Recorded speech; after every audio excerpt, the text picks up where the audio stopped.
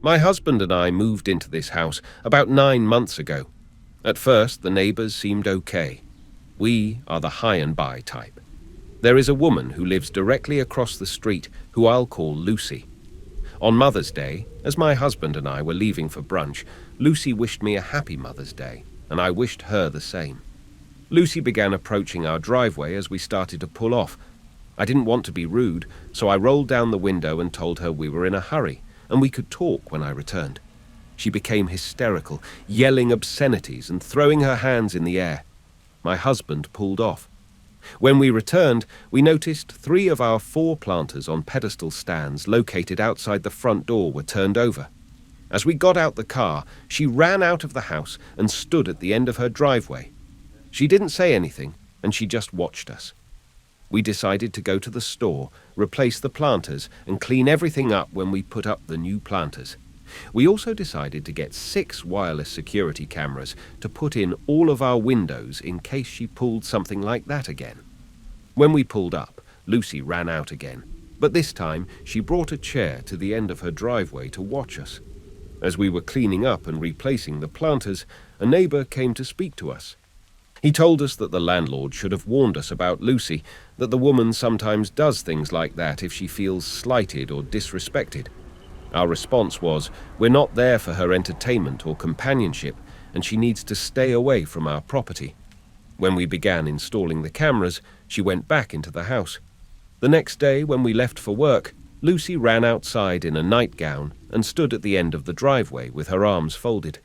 When we returned home, we saw the planters were moved, but not knocked over. This time, we weighted them down with rocks. We looked at the video and saw 2 girls, about ages 6 and 8, come from Lucy's house. They tried to push over the planters. When they didn't succeed, they went back to Lucy's house. We called the police to get the incidents on record in case Lucy decided to escalate. For the next 2 months, every time there was movement in the front of our house, Lucy would run outside. We decided to ignore her since it was clear she was mentally unstable. One day, when we came home from work, she blocked our driveway with her car. We called the police, who made her move it, but did nothing else. We explained the situation to the officer, who stated we should just keep records of her behavior and call if she makes contact with us. A week later, she blocked our driveway with her car again. We called the police again. This time, they gave her a ticket. Lucy continued to run outside any time there was movement, but now she also would pull up in her vehicle about a minute before us, wait in her car and get out when we got out. This happened no matter what time we got home after work. One night we noticed she was pulling out of a driveway at the end of the block. After this, we decided to use another entrance into the subdivision. This worked for about a week. Then she sat outside of that entrance and followed us in. I began videotaping these incidents with my camera. A month ago is when things really escalated. I came home for lunch and there was a huge trailer blocking my driveway. I asked the driver to move and he refused, stating his friend was visiting Lucy. I told him to move or I would call the police. He moved, but then moved back once I parked my car. I called the police and the number on the side of the trailer. The owner stated the trailer should not have been in a residential area and apologized. The police ticketed the trailer and made the driver leave. The man visiting Lucy was arrested for outstanding warrants for unauthorized entry and criminal trespassing. About a week after this incident, she followed us into the subdivision, parked her car, and ran to the end of our driveway. She yelled about us contacting the owner of the trucking company and how stupid we are for doing it. She turned around and went to her driveway when she saw I had my cell phone recording her. We called the police, who took another report and warned her to stay away from us and the house. She went on about how we didn't own the house and how she could go anywhere she wants to on our property. The officer warned her that if she does come on our property, she could be arrested. About a week ago, a group of kids came on our property, began fighting on the front lawn and throwing trash everywhere. Lucy sat on the porch and yelled for the kids to yell louder and fight more. We called the police. The officer told us they were just kids playing and they all denied being sent by Lucy. We showed the officer the video and he still refused to do anything. He told Lucy to stay away from us. a warning other officers have made, and she ignores. The day after this, Lucy came outside and stood in the middle of the street watching us. She has continued to do this every day, including this morning. It is obvious the police is not going to do anything. We have 3 more months left on our lease. Needless to say, we're going to move. But until then, we will keep calling police and saving the video recordings of her stalking and harassing us.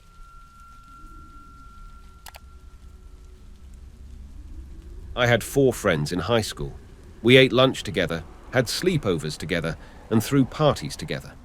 My best friend, Naomi, was in the group, as was another girl named Tina.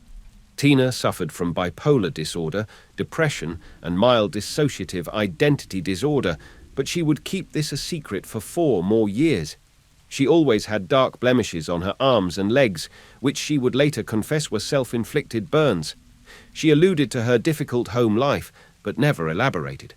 All through high school, I was unaware of her difficulties. We sat together in class, but never really bonded. She was difficult to talk to, as she never opened up and rarely expressed emotion. It was a bit like talking to a brick wall. Though we would joke around sometimes, I didn't really enjoy her company. Everything between us felt forced. I began to harbor resentment, as she appropriated Naomi as her own. They began to do everything together. Their friendship was unnervingly intense. It seemed like they would spend almost every night together, and I was jealous, as Tina took up all of Naomi's time. I'll note that Naomi was beautiful, popular, and from a wealthy family, while Tina was just the opposite. She's a very thin, tiny, not especially attractive person who always wore ripped jeans and hoodies zipped up to her neck. Presumably, it was to hide the burns. The contrast between them was striking, and they're quite an unlikely pair. After graduation, 2 of the girls in our friend group moved off, while Tina, Naomi, and I enrolled in the same local university. When classes started, Tina and Naomi stopped spending time together. I awoke one morning, around 1 a.m., to a distressing series of text messages from Tina. Along the texts were lines like, "I can't do it anymore, and I'm sorry to those who still care." I called Tina repeatedly, but she never answered. I sent her a text message threatening to call the police, and finally she responded.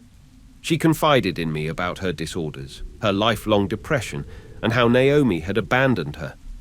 The texting lasted for hours and became a nightly ritual, much to my chagrin, as Tina would sometimes threaten to kill herself if I did not reply. I lost a lot of sleep that semester. Tina and I took an English class together, which she frequently skipped. One day, though, I couldn't shake the sense of foreboding I felt when she didn't show up for class. She never answered her phone, and so I went to her dorm. I explained my situation to the help desk, that she's a potentially suicidal friend, really worried, etc., but they were absolutely useless. I managed to slip past another student into the stairwell, and I ran up to Tina's room. I knocked and knocked, but she never answered, so I went and got the RA. The RA beat on the door with impressive vigor, and finally a disheveled Tina answered. She was pissed. A few weeks later, she would curse me out via text, as always. She refused to speak on the phone for embarrassing her like that. One night, Tina confessed that some anonymous person, to whom she never assigned a masculine or feminine pronoun, was the source of her depression. They had dated for many years and recently broken up. Tina loved them, was obsessed with them, and could not live without them. I couldn't imagine who this person was. How had Tina maintained a secret relationship all through high school? Then again, she was good at keeping secrets. About a month later, before Thanksgiving break, Tina drank 2 bottles of flu medicine and wound up in the ICU. I visited her and gave the perfunctory post-suicide attempt lectures, although everything sounded so cliché out loud. I finally worked up the courage to ask if she was in love with Naomi. She confirmed this and assured me that she was not a lesbian, saying that Naomi was the only girl to whom she had ever been attracted. They had this intense, indescribable bond. Tina had fallen for her instantly. I felt bad that she had felt the need to hide her sexuality from her closest friends all through high school, although I was mainly bewildered that Tina and Naomi had managed to date secretly for so long. Naomi was my best friend after all. Tina told me about her 4+ guy friends who had committed suicide recently, one of whom was a close childhood friend. I couldn't believe it. I felt awful for her, yet spending time with her was still a chore. We had virtually nothing in common. I was bound to her by a sense of obligation and by my link to Naomi. Over Christmas break, Naomi informed me that Tina had died in a car accident a week prior. She had been riding in a car with 3 other teenagers in the early hours of the morning. They were all high, and the driver crashed into a tree. A branch impaled her lung. The funeral was private, and Tina's family didn't want to be bothered. I felt oddly numb, considering how much time I had spent trying to prevent Tina's death. However, I was relieved that she had not died by her own hand, and I hoped she was in heaven. I couldn't find an obituary, but I found an article detailing an accident involving 4 anonymous teens in a nearby town. Later that afternoon, one of my friends called me and said that Tina's not dead. Suspicious of the circumstances surrounding Tina's demise, she drove to Tina's house and found her watching TV on the couch. Naturally, I was livid. However, Tina apologized, saying that she never meant for it to go that far. I told her that she was harassing Naomi, but she was defensive. Unable to shake my sense of obligation, I continued to spend time with her. Meanwhile, Naomi, who I didn't see much that semester, was being harassed by a myriad of anonymous texters claiming to be Tina's drug dealers. "We know where you live," they would say. Some messages also said, "We want the best for Tina. Get back together with her." Once, they told Naomi that Tina had just overdosed, and it was all her fault. Naomi cried for a week, too full of shame to tell anyone. After 7 days, she received a text message. "I'm not dead. I just wanted you to know how you would feel." Gradually, they overdosed, one by one. Each texter would be replaced by a new one when the old one died off, each more hostile than the last. "This is all your fault. There's blood on your hands, and you're not taking responsibility. We're coming for you." Naomi changed her cell phone number 3 times to no avail. "You think you can get rid of us that easily?" they would ask. One night, she received a text message saying that one of the drug dealers had found Tina's dead body hanging from a belt in her closet. Naturally, Naomi was skeptical. The dealer then sent Naomi a picture of Tina's face, her eyes closed, and a belt around her neck. Naomi didn't know what to believe. Eventually, Tina, miraculously resurrected, began texting her again. Naomi asked her to call off the druggies, but she refused, claiming they only wanted to help her. One night, Tina Skyped Naomi from a hotel room. She said that she had used her savings to buy a ticket to New York City, where she intended to off herself after visiting the major landmarks. Well, she had gone sightseeing that morning, so it was time. Naomi sat on her bed in a stupor, refusing to look at the webcam. After 20 minutes of awkward silence, Tina's face disappeared from the screen. She texted Naomi that she had slit her wrists and was unable to Skype because of the copious amount of running down her arms and pooling on the computer. However, she later informed Naomi that the hotel staff had broken into her room, seen her half-dead body, and managed to revive her. On another night, the drug dealers texted Naomi that Tina had just told them goodbye for the last time. She had somehow obtained a firearm, and she planned to drive to an abandoned road and do it. After some time passed, one of the drug dealers informed Naomi that they had found Tina's car on the side of the road. It was empty, and blood was splattered on the headrest. They said that they managed to track Tina down by following a trail of blood leading from the car to a field. They gathered up her body and took her to one of their houses. One of their dads was apparently a doctor, and they wished to avoid the attention that taking her to a legitimate hospital would garner. The dad hooked Tina up to a crash cart and allowed her to speak to Naomi on the phone every night that week. And every night, Tina would call Naomi, the beeping of her heart monitor in the background, and ask to hear a story. In the midst of the story, the heart monitor would suddenly flatline and the call would hang up. Then, a number would text Naomi saying that Tina had just flatlined, but she would generally recover within the hour. On one of the nights, the doctor texted Naomi saying that in his professional opinion, Tina would not last the night. He offered to pick up Naomi at her dorm to let her say goodbye, and she agreed. He told her to look for a red truck. She stayed up all night, but the truck never showed. A few days later, Tina resumed contact with Naomi, having been resurrected once more. She begged Naomi to come to her dorm room because she was hurt. She had been jumped. Earlier that evening, having recovered from the trauma of shooting herself in the head, Tina had decided to take a nighttime stroll about the campus. A gang of girls descended on her, knocked her head against a brick wall, pushed her down, kicked her repeatedly in the stomach, and stole her wallet. Somehow, Tina managed to crawl back up to her room and get into bed before apprising Naomi of this tragedy. When Naomi came over, Tina indeed had a scratch on her forehead, a black eye, and bruises all over her stomach and legs. The druggies hacked into Naomi's computer, stole her contact information, and changed all of her passwords. Since Tina had written Naomi's college application essay, they threatened to tell the administration and have Naomi kicked out of school.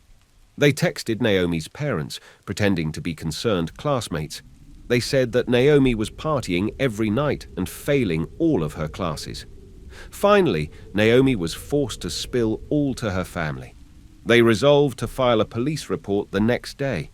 When Naomi told Tina that she intended to file a report on her friends, Tina appeared on her doorstep, crying, "Please don't do this.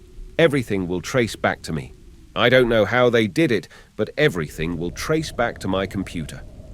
Naomi filed a report the next day, nonetheless, to both the campus and local police. They promised to look into the matter, but nothing ever came of it. One night, Tina texted Naomi saying that she had just swallowed a whole bottle of pills and was preparing to drink 2 more.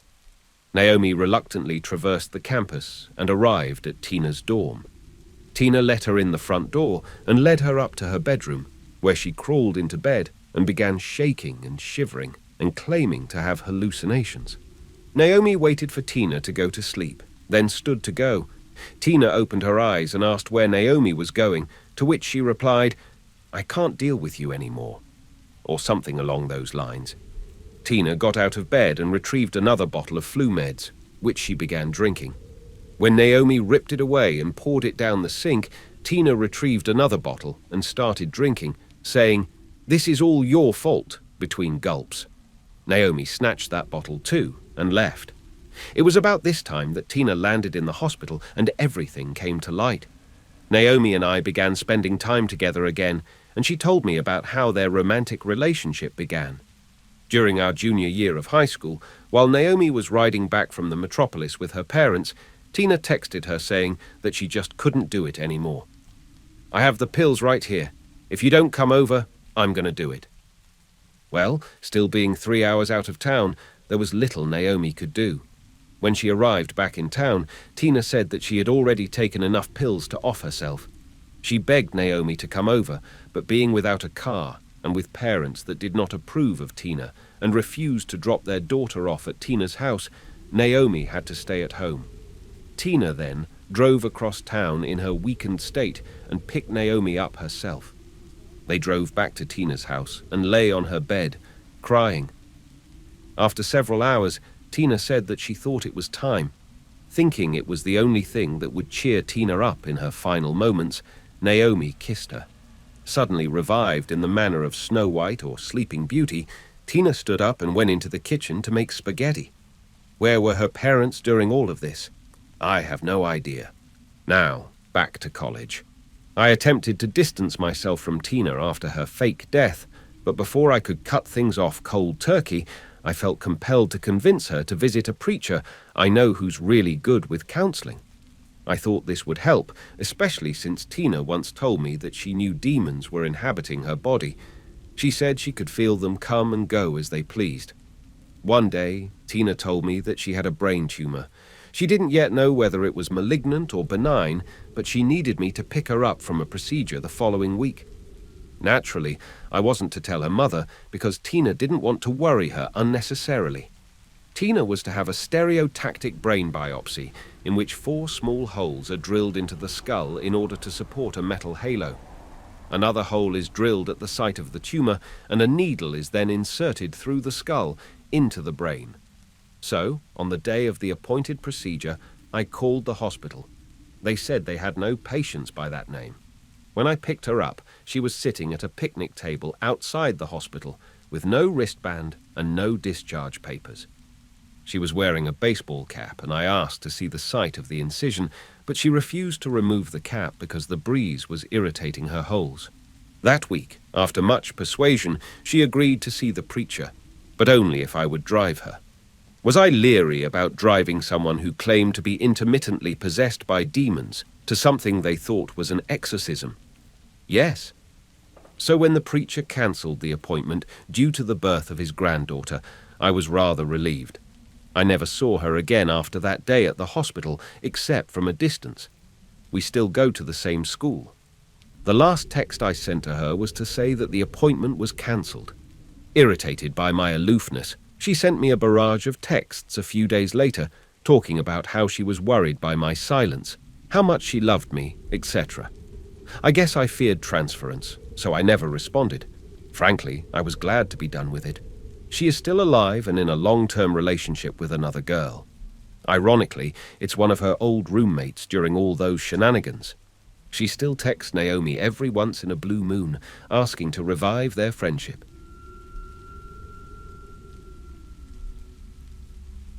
Years ago, I was an active live journaler, and so was my girlfriend at the time. Somehow, she met this dude, Jeff. Despite being a hardcore born-again Christian and Republican, complete with a Confederate flag in his bio, he wanted to be friends with us, a pair of college-aged girls in a lesbian relationship. Even then, I was sure all he wanted was pictures of us making out. I friended him back to humor my very persistent girlfriend. At first, he seemed like a pretty normal dude. He lived in New England, worked in a hardware store, recently moved towards Florida to be close to his girlfriend, Julie. But then I noticed a weird through line of his posts.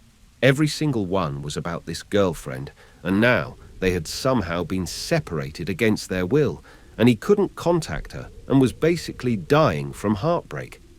At one point, he mentioned that he last saw her at the end of her sophomore year of college, which, given this guy's lack of physical appeal and age, was really out of the blue.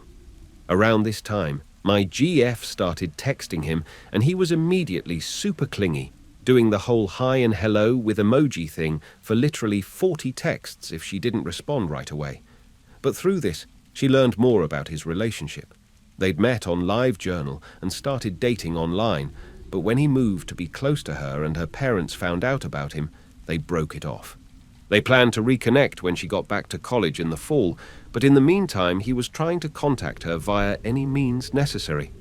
He claimed her friends, also disgusted by the age difference, had gone behind her back and blocked him from all of her accounts and on her phone. My girlfriend, perhaps feeling the societally forbidden love sympathy, said she'd help him track her down. I didn't really buy it, like, why not make a new account or whatever? Why not just tell your friends to back off? This was more than 10 years ago now, so I'm shaky on the details, but something specific hit me, and I decided to Google him as best as I could. I'm glad I did, because my girlfriend had just found a ton of personal info on this girl and was about to pass it along to him. She really dug the whole forbidden love thing. I found Julie's LiveJournal, and her public entries all hinted that she was healing from something really horrible, real bummer. As for the rest, I have no memory of how I was able to find it. The first info I was able to find on Jeff is that he'd been fired at a job in New England for hitting on a teenage girl. And then it got really messed up. Jeff found Julie on LiveJournal when she was 15, and he was in his late 30s. She was young and lonely, and they'd cyber all the time. Then one day he just showed up outside her high school 1,000 miles away and told her that they could run away together. I don't know if she only later realized she'd been victimized by a dude twice her age, or if it was an all-out abuse, but either way, sex happened in his car. She reported it to the cops and got a restraining order against him. His whole story of her parents breaking off the relationship was technically true, but he'd left out some pretty major details. By the time my girlfriend and I were talking to him, he'd been stalking Julie for 4 years. We'd been talking to a turbo stalker and child offender, and perhaps unwittingly, helping him to find this girl. I called the cops, but it turns out there wasn't much they could do. He hadn't found her specifically. Unless he violated the restraining order, they couldn't really arrest a dude for posting sappy stuff on his journal and refreshing her LiveJournal profile. Luckily, we were able to delete him a few days later without having to confront him about any of it when he texted my girlfriend a bunch of really disgusting sexual comments about me. Problem solved. I blocked him on Facebook and haven't heard from him since. I genuinely hope Julie got free of him too, and that he's like dead in a ditch somewhere in Florida. Please drop a like and subscribe to Eerie Echoes for more horror stories. As always, thank you for watching.